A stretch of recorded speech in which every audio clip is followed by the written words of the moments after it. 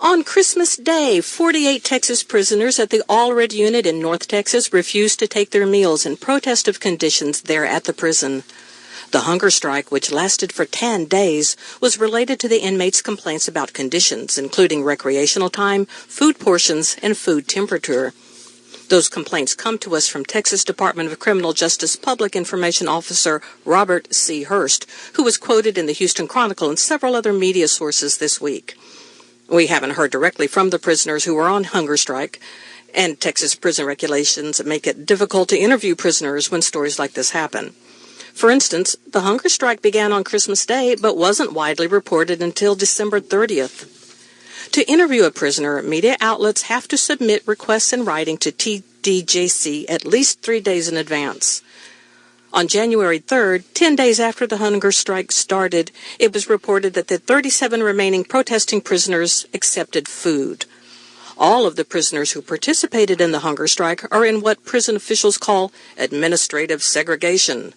This is a category of prisoner that is segregated from the general population. Last year, the state did away with its classification of prisoners in solitary confinement, which was used to punish prisoners for bad behavior. But administrative segregation remains an option used in Texas prisons. In fact, almost 600 prisoners at the Allred unit in Iowa Park, Texas, where the hunger strike occurred, are in administrative segregation. Across the state, about 4,000 prisoners are in administrative segregation, and that number is decreasing. In 2013, that number was about 7,200, according to the Houston Chronicle. A TDCJ spokesperson told San Antonio's Texas Public Radio that prisoners in administrative segregation are typically isolated from other prisoners for up to 22 hours a day. Jason Clark, the prison system spokesperson, said prisoners are placed in administrative segregation because they are confirmed gang members or have repeatedly exhibited behavior that places staff or other prisoners in danger.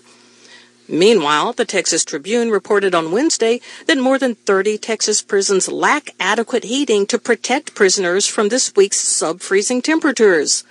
The Tribune story focuses on reports from prisoner family members that were compiled by the Texas Inmate Families Association. Prison system spokespeople deny that the prisons aren't heated. Hurst told the Tribune on Wednesday that all prison units in the state were, quote, operating with adequate heating, unquote. But the freezing jail conditions were some of the most lively discussions on the Prison Show's Facebook page this week.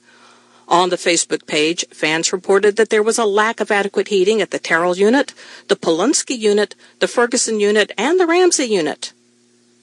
The Prison Show airs later this evening here on 90.1 FM KPFT from 9 to 11 p.m.